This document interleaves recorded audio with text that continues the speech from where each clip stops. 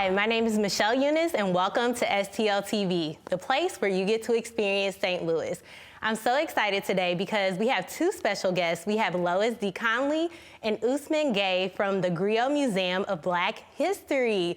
They are here to share a St. Louis icon. Look, we have things right here in our backyard. St. Louis is a treasure trove of Black history, and they're gonna share some of that today. So Lois and Ousmane, welcome to the show. Hi, Michelle, thank you. Thanks for having us. Thanks for having us. Of course. So Lois, I know that you are the founder and the executive director of the Griot Museum of Black History, started in 1997. So can you share a little bit about the name of the museum, the current name, and what inspired you to start the museum? Oh, wow.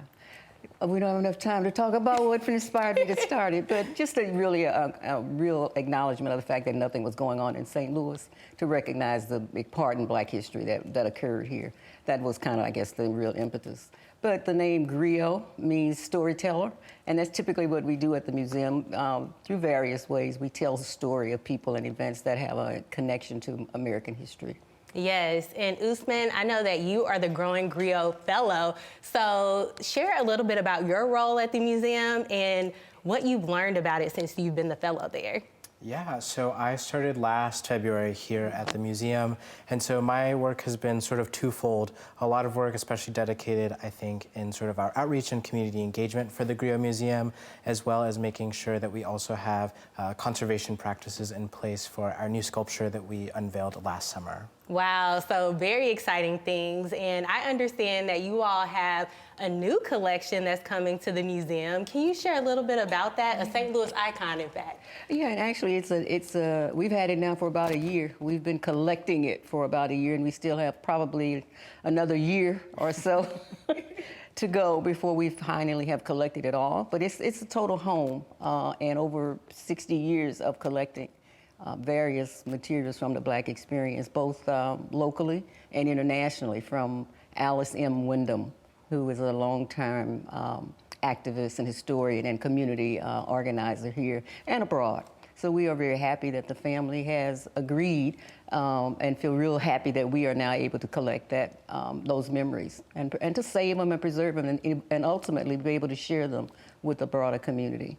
Yes, so the Alice M. Windom Initiative is what it's called. It's here, coming to St. Louis soon. And can you share a little bit about her life and her legacy and why it's important to share her story now here in St. Louis? You know, what I think is most important about this whole initiative is the fact that she was just an everyday person. We don't think of important people, we don't think of people like her as being important, but the kind of work that she did and being a self-appointed documentarian for us and for those items that she managed to collect and save, I think that's key. And I think it's important for our community to know that we can all do that. And we all kind of have a responsibility to do it so that we save those things for people who come after us. And we have no idea what that could mean to the broader community. Yes, and I know that she was one of the founding board members at the museum. So can you share what it was like to work with her and her impact on your life? Well, I got to know her much sooner than before, much earlier than when I started the museum. And so I kind of grew up knowing who she was and what she was doing, and was just always extremely impressed by her as an individual and the depth of her knowledge, not just about Black history, but just about anything. Because if she spoke about it, she could always back it up with some primary research. She knew what she was talking about. So I was always very impressed with her, and clearly knew that as I was starting a museum, a Black history museum in particular, she was going to be one of the people I'd like to be able to pick her brain, and she was more than willing to share. So when I asked her to join the board, she readily agreed and was just very, very helpful. Yes, so for those who may not know, Ms. Windom traveled back and forth to Ghana many times. She was very impactful. She helped plan one of the visits that Malcolm X took to Ghana. Can you share a little bit more, Ousmane or Lois, about her impact just in terms of the Pan-African movement as well as African-American history in the United States? Well, she didn't just travel to Ghana. She lived in Ghana for several years and was as active there in terms of organizing as she was locally, and maintained a lot of those connections throughout her lifetime with folks who were there at the time. And yes, she was very active and very much responsible for organizing Malcolm X's visit to Ghana in 63, 64. But had developed a strong relationship with him over the years, and everybody knew about her strong organizational skills. And if you gave her the project to do, she was going to handle it, and it was going to be handled well. So she took care of all the logistics for getting him there and getting him to the various important places and speaking with the important people in Ghana that he needed to speak with while he was there. So she's very instrumental in doing those that's the level of work she engaged herself in. And people came to respect her for that. Great. And I know she was a historian in her own right, so she kept a lot of documents, pictures. Can you share what people can find in her collection once it comes to the museum? Well, you can find just about everything. Every place she ever went, there is some memorial, what do you call it? Some souvenir from that time. Like whether it was a ticket that she used to travel, and everything practically has some kind of personal notation on it, so that you don't only just see an image, you get a sense of what that meant to her, what she was experiencing at the time, what the atmosphere might have been at the time. So there's a lesson even in those kinds of what seem to be trivial kinds of pieces of materials, but there's a lesson there.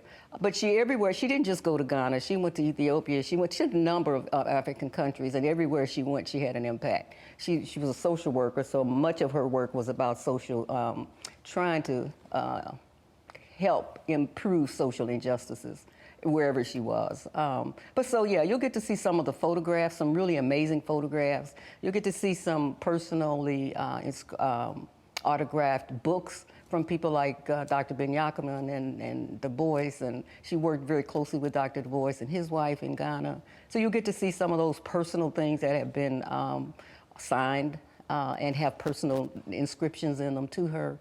Some things that are really very unusual, and to know that she also hung around with those people is just very impressive. Yes, I know she hung around Maya Angelou too. They were sister friends. Very close, yeah. Roommates. Yeah. Went to Ghana together and lived there together, shared rooms in Ghana. Yeah, very important. We often, now that we have her collection and we're seeing how impactful her life was, we often say that had she chose to be a writer or a singer or an entertainer, she would be as popular as Maya Angelou. Yes. So I understand that you will have a ceremony in the month of March, which is Women's History Month. How timely, at the museum in her honor. Can you share a little bit about that and what people can expect there? Yeah. So we're going to be hosting it Saturday, March 30th from 2 to 4 p.m. at the Griot Museum. That also would have been with Miss Windom's 88th birthday. So a really fantastic way, obviously, to close out Women's History Month. And I think really be able to share that with the public, to talk about the work that we hope to continue on.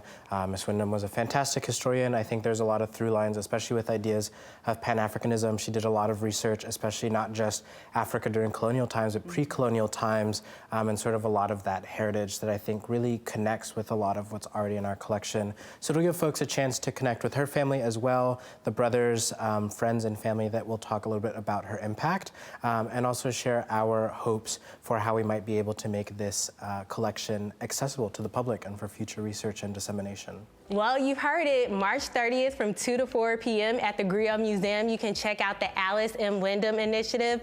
Lois and Ousmane, thank you so much for being here and sharing this piece of Black history and women's history with us.